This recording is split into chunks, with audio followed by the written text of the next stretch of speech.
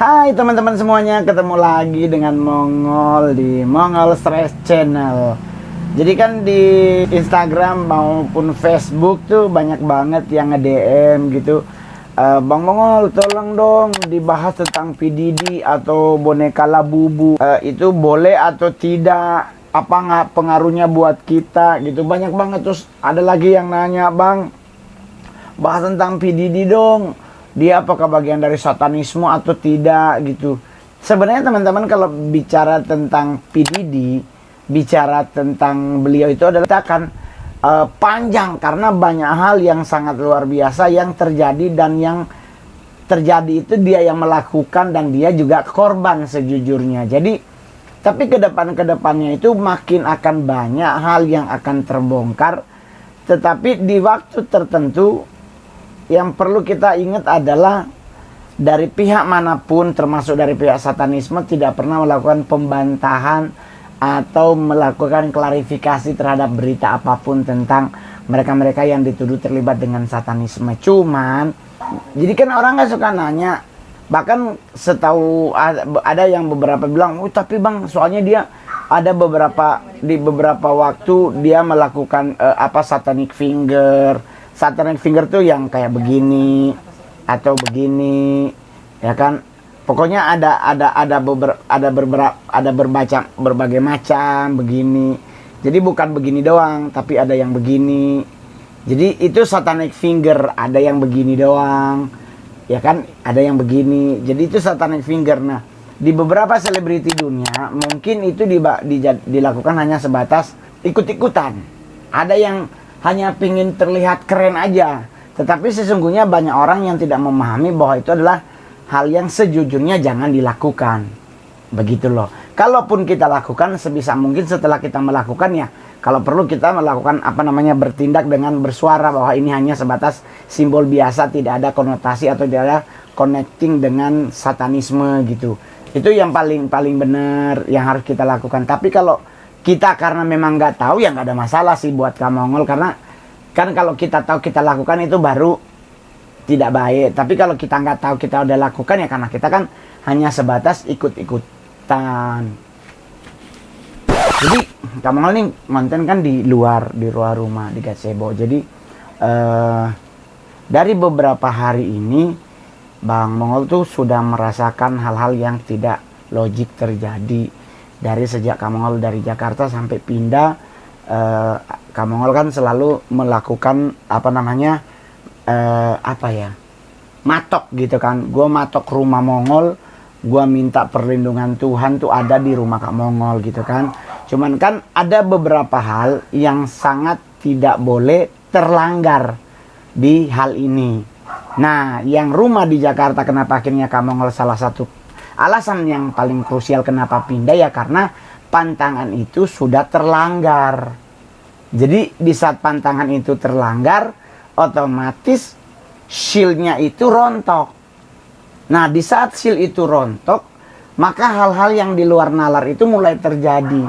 Dan Bang Mongol selalu berusaha untuk mengcover, melindungi, menjaga. Tapi kan di saat yang bersamaan, kalau Kak Mongol lagi ada acara atau ada apa-apa, kan nggak mungkin Kak Mongol split body atau istilahnya ngerogoh sukmo. Jadi badan kita tinggal di satu lokasi, roh kita pergi ke sini, kan nggak mungkin seperti itu. Karena kalau tanpa ada penjagaan kan berarti kita kayak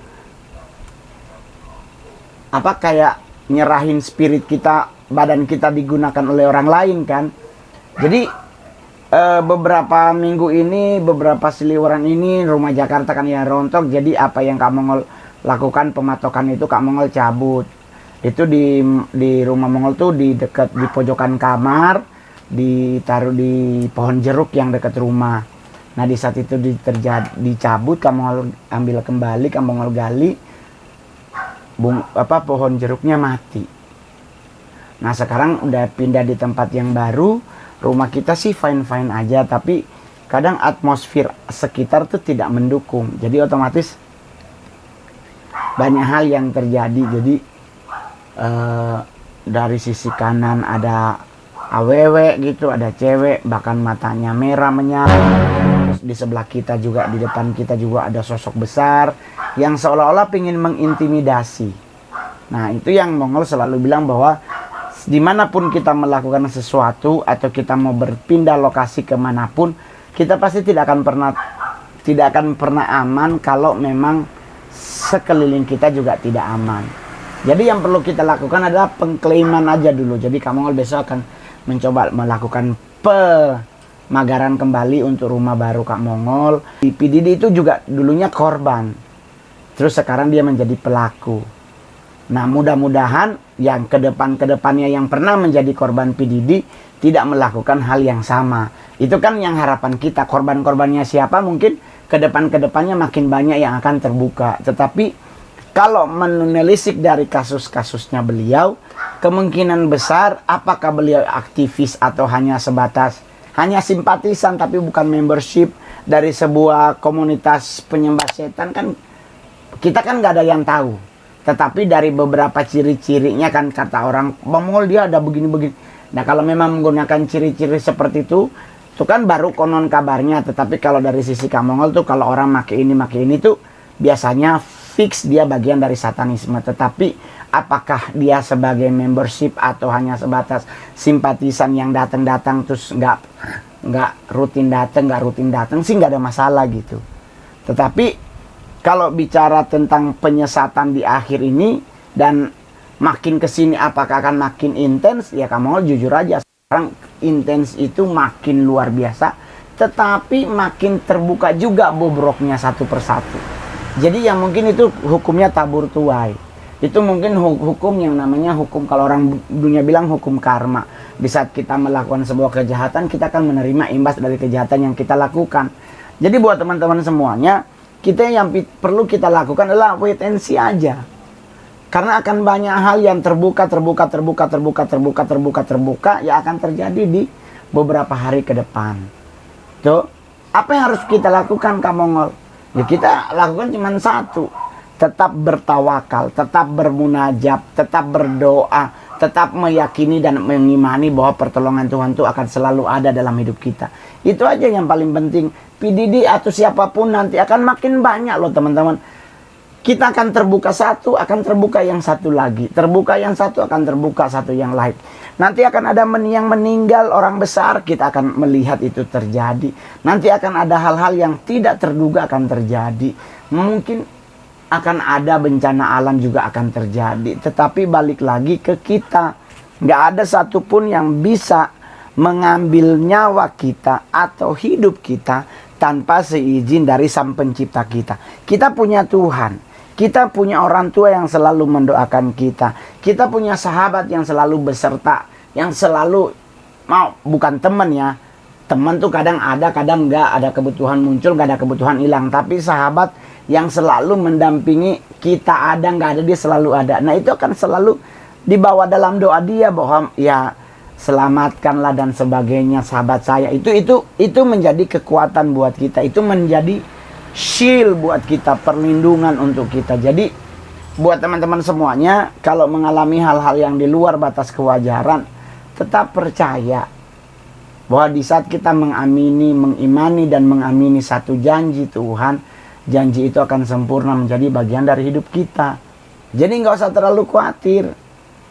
Kalaupun PDD terlibat dari satanisme atau praktek yang dilakukan mengarah ke satanisme, yang perlu kita lakukan ya kita hanya bisa berdoa. Semua kebenaran terungkap agar menjadi pembelajaran, tidak terjadi ke orang yang lain.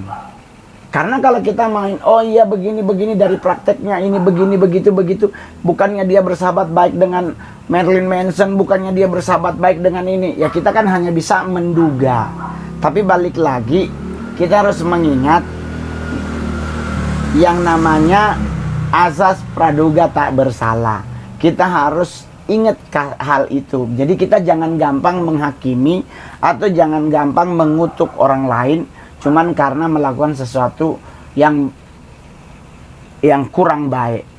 Jadi buat teman-teman semuanya, mendingan ayo kita sama-sama berdoa semoga jangan ada lagi korban. Kalaupun ada, biarkanlah sebuah kebusukan untuk terungkap secepat mungkin agar ya kan korban yang ada tidak makin banyak.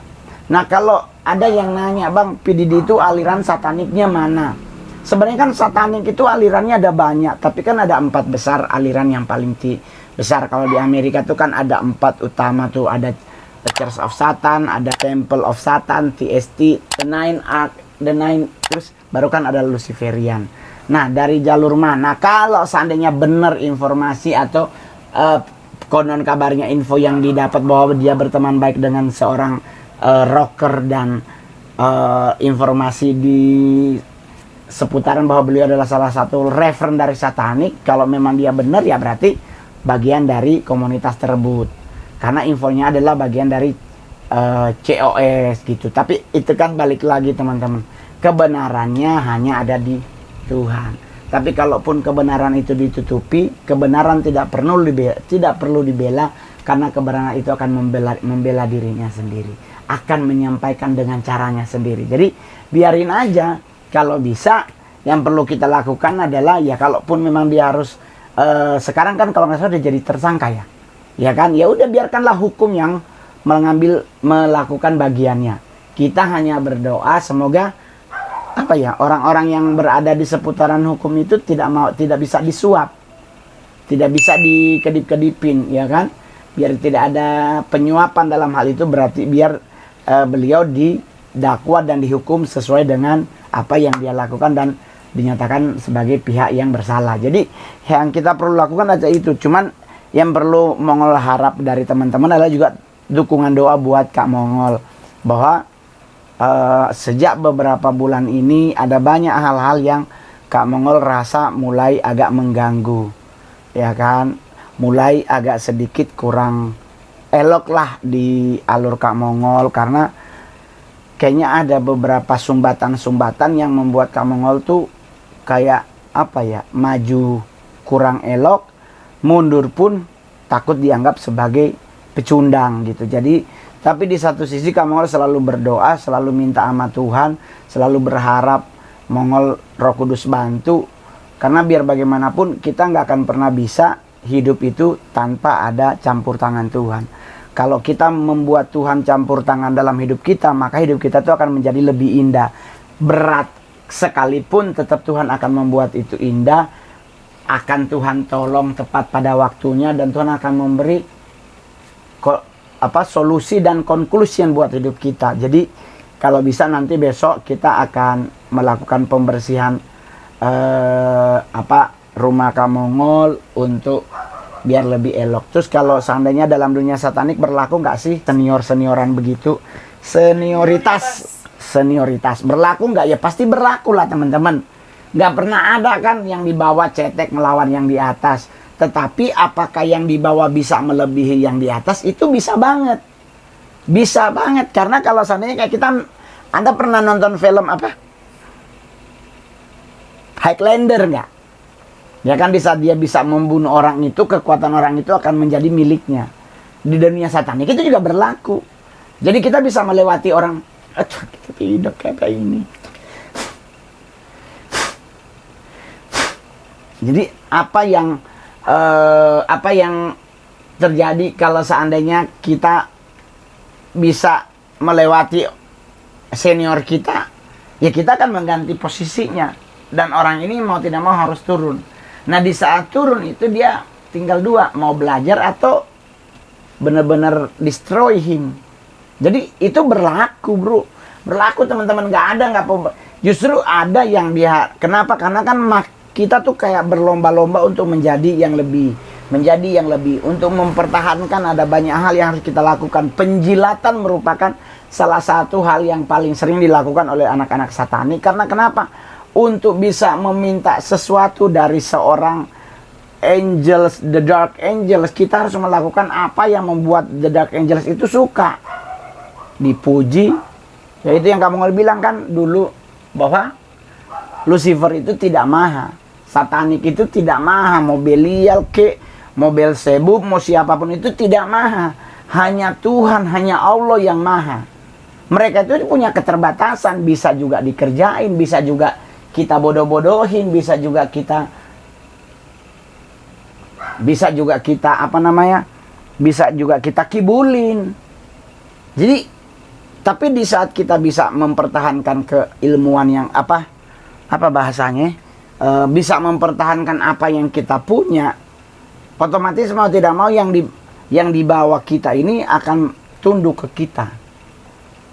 Jadi senioritas itu selalu ada dimanapun, bahkan dalam dunia satanik pun ada, termasuk dalam dunia dark angel. The dark angel level 1, level 2, and level 3 itu kan dihitung.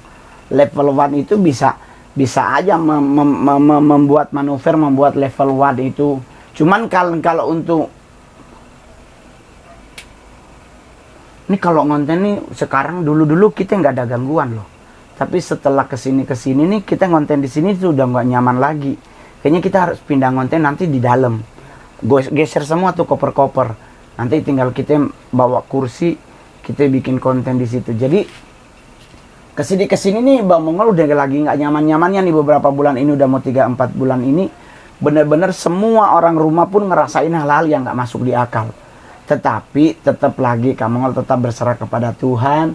Kak Mongol tetap percaya perlindungan Tuhan itu selalu ada. Kak Mongol tetap percaya pertolongan Tuhan itu selalu ada. Jadi kadang di saat kepepet, di saat mumet, di saat ngerasain apapun, Kak Mongol tuh merasakan, Kak Mongol melihat, Kak Mongol tahu bagaimana tuh Tuhan campur tangan dalam hidup Kak Mongol. Sampai Kak Mongol baru berulang tahun kemarin 27 September. Karena Kak Mongol percaya itu juga karena kebaikan Tuhan, perkenanan Tuhan dalam hidup Kak Mongol. Seorang yang menurut orang lain gak akan mungkin melebihi dari ekspektasi yang mereka harapkan, tetapi ternyata Tuhan buat itu menjadi indah. Orang semua pada terheran-heran, gila ya Mongol padahal dia mantan satanik, anak begini ceking begitu. Tapi ya udah, balik lagi, kalau Tuhan berkenan, gak ada satu manusia pun yang berani membantah perkenanan Tuhan. Kayak teman-teman muslim bilang kun fayakun, kalau Allah udah berfirman itu pasti akan jadi gitu. Jadi teman-teman gak usah terlalu khawatir, gak usah mumet. Tolong bantu doanya buat Bang Mongol. Jadi buat teman-teman, pokoknya yang perlu kita saat ini lakukan hanya waspada dan selalu minta pertolongan dari Tuhan. Maka hidup kita pasti akan ada dalam genggaman tangan Tuhan. Perjalanan hidup kita pasti akan dituntun Tuhan. Tuhan kan janji, kalau buat Kak Mongol di Alkitab, Tuhan tuh janji tidak akan membawa Kak Mongol tuh ke padang gurun. Tapi kalaupun Tuhan membawa Mongol ke padang gurun, Tuhan akan bawa ke padang gurun yang hijau. Tuhan akan bawa Kak Mongol ke air yang tenang. Tuhan akan menjaga Mongol dengan gada dan tongkatnya Tuhan. Itu yang menjadi penjaga Mongol. Janji Tuhan untuk menjaga hidup Mongol. Pokoknya nanti selanjutnya kita akan bahas di konten yang besok. Jadi jangan lupa di subscribe ya teman-teman, di like, di share, dan loncengnya. Kak Mongol Merinding Disco. Bye bye.